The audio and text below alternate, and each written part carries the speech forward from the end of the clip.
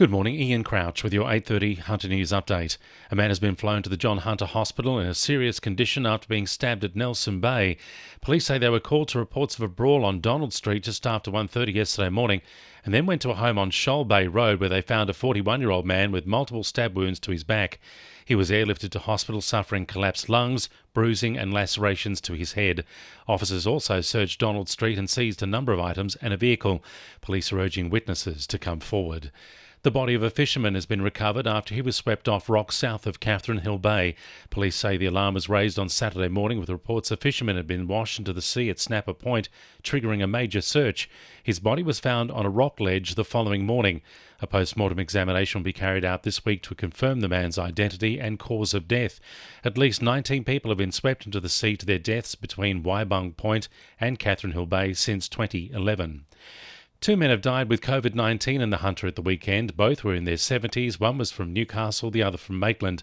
The Hunter New England Health District recorded another 2,470 new cases over the weekend. 22 people are being cared for in hospital. One is in intensive care. Doctors for the Environment Australia have raised concern about the impact of mental health on Hunter children caught in flood zones. The organisation says children suffering from repeated trauma from natural disasters like floods and bushfires have worse outcomes than those suffering from one. Child and adolescent psychiatrist Dr. Sibel Day says all factors need to be considered for improving children's mental health. Climate change driven by burning of coal, oil and gas is increasing these short duration heavy rain events that lead to flooding.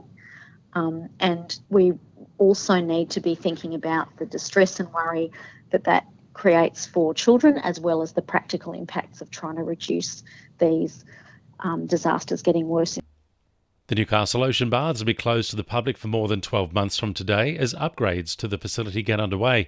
The baths will celebrate 100 years of operation in November, and $14.5 million is being spent on the work, but not everyone is welcoming the move. The Friends of the Ocean Baths have applied for an urgent interim heritage order to halt the works. They're opposing plans to pour a concrete slab over the existing rock and natural sand floor of the pool.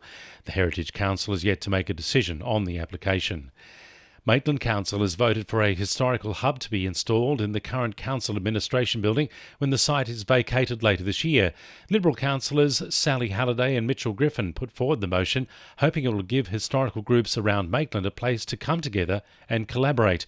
Sally Halliday says it's something a lot of cities already have. I believe that it's really important that a heritage/cultural hub be considered for the City of Maitland, because we don't have that facility at the moment to support our many historical groups, community groups and people that need a home. They actually have all their little individual homes, but to have them all under the one roof would be a fantastic opportunity. 2NURFM Sport.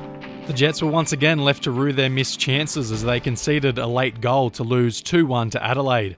It's the third game in a row Newcastle have dominated possession but walked away with a loss. The Knights NRLW side is still chasing their first ever win with a 28-12 loss to the Roosters. Newcastle were within striking distance with 10 minutes to go but let in 2 late tries to let the game slip.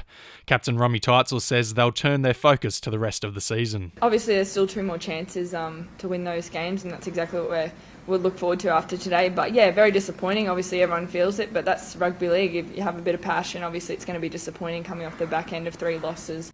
Meanwhile, the men's are riding high after their upset win over the Roosters, 20 points to 6.